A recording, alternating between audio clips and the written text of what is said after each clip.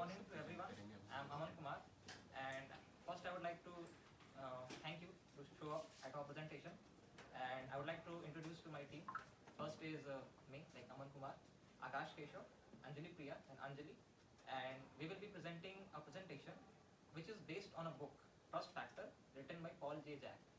And our topic actually today is soft power of mind. Actually, it's not based completely on the book, but inspired from the book, which means that we have tried to implement what is said in the book. Like the previous group has explained the whole book completely, so we tried to work on the implementation of that part. Now you must be thinking, what is actually soft power? Now, soft power is not a power in general, it's actually a reference. What we are trying to do is, we're trying to make a good culture, work culture, around the world, in all kinds of organizations, all kinds of offices, institutions like ours. So for that, we can't actually use force. We can't actually control millions of people by just applying force. You have to use something else. And at that time, we can use soft power. Now, there is some reference I would like to give you. After engineering, there are a lot of people who are going for the management jobs or going for business courses. One of the reasons is that because they're trying to get in the field, it's highly paid, and they are highly influential in any organization.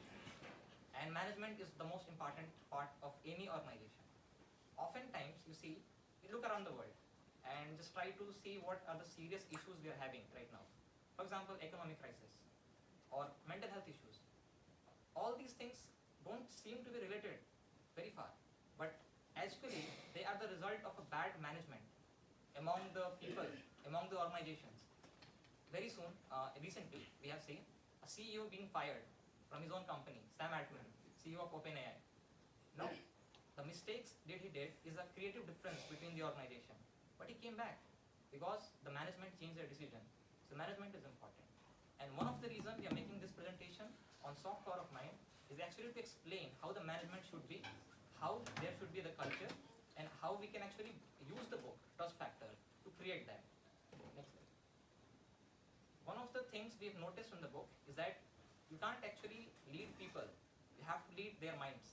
Because when you lead people, you don't lead them. You actually lead what they're feeling, what their emotions are, what their actions are. So you can't use coercion for that. You have to use little subtle things. Things like a culture, things like ovation. And we will explain further what it is. So thoughts, emotions, and actions are key to mind management. And now we will see how can we create a culture to actually make this possible. Okay, so we'll start with organization. Next.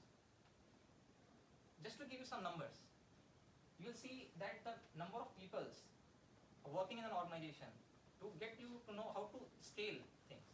If you see Indian Railways, they are having 1.38 million employees working on different parts of the country, every kind of level and every kind of standards. You have Amazon, you have Walmart, all these things, companies, organizations are actually having millions of people in their organization.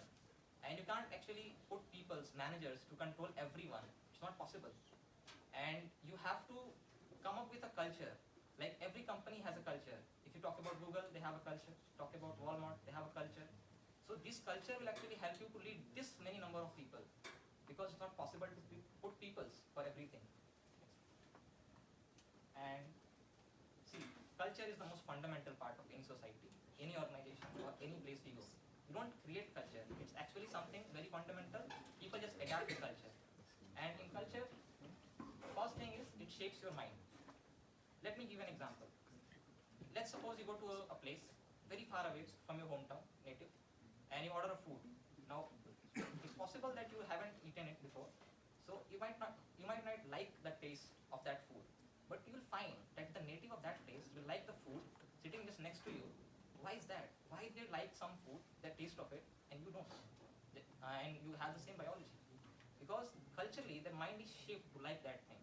So culture plays an important role in shaping your mind. So if there is a good culture in your organization, actually the people will feel good about it. They feel good by working at the firm. Next is ovation. See, ovation is something very important in any organization, any home, every institution. oftentimes people feel and that they are not being appreciated. Like, let's suppose there are some people we have seen that they are highly encouraged, they are highly motivated to do certain things. They want perfection in everything. And the reason for that is because they have been appreciated before for that same thing. And that is why ovation is important. When you appreciate people, you're actually creating the potential that those people in the future will create something like this, even better than that. And innovation, actually, what you do is a very simple thing. If the people are doing good things, you praise them, and in front of everyone. If unfortunately, by mistake, they did a little mistake, and you think there is a chance of improvement, what you can do is you criticize them in private. When you criticize people, you don't yell at them. You actually say, okay, this is the part where you go wrong, and this is how you can improve it, and you actually come up with solutions with them. So it's actually a journey how you improve people, and if you improve people, you're actually making asserts to yourself